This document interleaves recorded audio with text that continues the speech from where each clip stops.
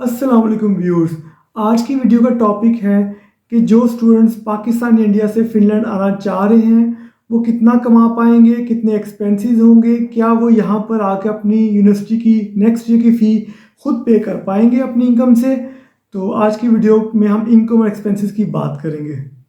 जी, पहले हम income side से स्टार्ट करते हैं कि स्टूडेंट्स कितना कमा पाएंगे।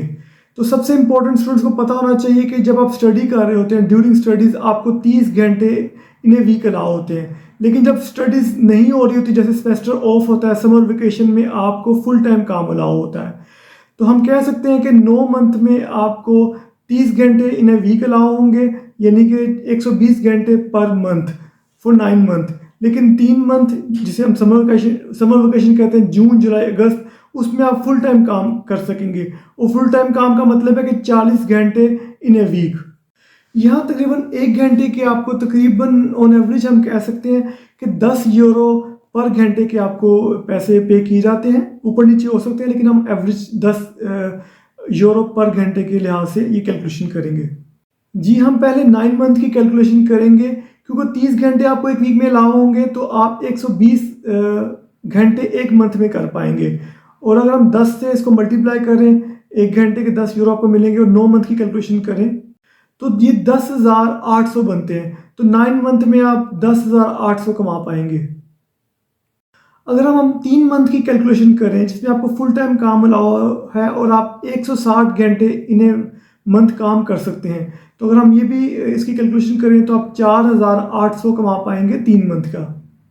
अगर अब हम इनको दोनों इनकम को सम अप करें तो आप 15,600 euro as a student Finland में एक साल में कमा पाएंगे।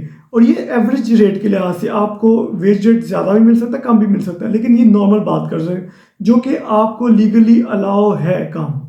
जी, अब हम एक्सपेंसेस की बात करते हैं। सबसे मेजर जो एक्सपेंस यहाँ पर होता है फिनलैंड में, वो रूम रेंट होता है।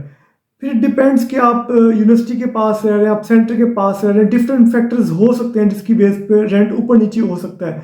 लेकिन ऑन एवरेज अगर हम बात करें एक रीज़नेबल रूम, वो 250 यूरो में आपको पर मंथ आपको अच्छा रीजनेबल रूम मिल जाता है, जिसमें सारी फैसिलिटीज़ होती हैं। इलेक्ट्रिसिटी का आपको रेंट पे नहीं करना पड़ता, वाईफाई होता है, ऑल फैसिलिटीज़ होती हैं। अगर हम साल की बात करें तो रूम रेंट पूरे साल का आपको 3,000 यूरो पे करना पड़ेगा। फिर दूसरा मेजर एक्सपेंस होता है फूड का। फूड में फिर लोगों की डिफरेंट हैबिट्स होती हैं, कुछ हेल्दी फूड खाते हैं, कुछ बाहर से खाना ज़्यादा पसंद करते हैं, तो इट डिपेंड्स। लेकिन अगर हम on average 70 euro per month लगाएं तो एक रीज़नेबल है, जिसमें आप अच्छा मैनेज कर सकते हैं और ग्रोसरी स्टोर से डिफरेंट अच्छी ऑफर्स देखकर आप अपने बजट को मैनेज कर सकते हैं।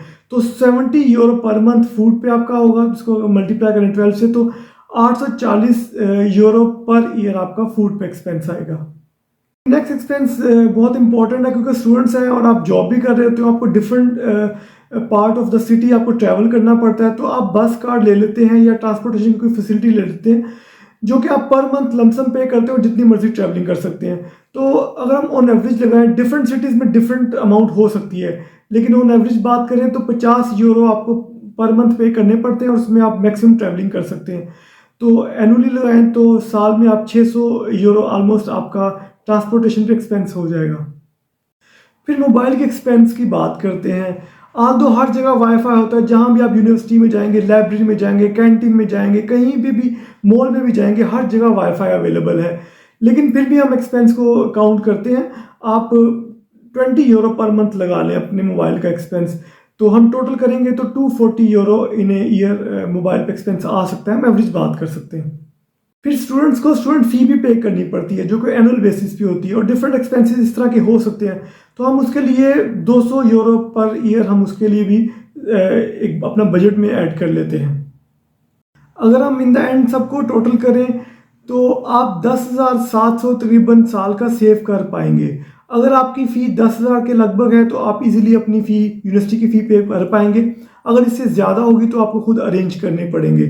तो एक रीज़नेबल अमाउंट है, और स्टूडेंट्स काफ़ी हद तक इससे सर्वाइव कर लेते हैं और अपनी स्टडी को मैनेज कर लेते हैं। और 2 इयर्स की स्टडी के बाद अब आपको जब जॉब सीकर वीज़ा दिया जाएगा 2 साल का, उसमें आप मैक्सिमम काम कर सकते हो, मैक्सिमम अर्निंग कर सकते हैं। तो ड्यूरिंग स्टडीज़ आप कोशिश करें कि आप पूरा काम करें जितना लीगली अलाउ है और अपनी स्टडीज़ पे फोकस करें ताकि अच्छे ग्रेड हासिल करें और बाद में आपको प्रोफेशनल जॉब के चांसेस भी ज़्यादा आप उनको इंक्रीज़ कर सकें। तो बहुत शुक्रिया, जज़ाकल्लाह, अल्लाह हाफ़िज़।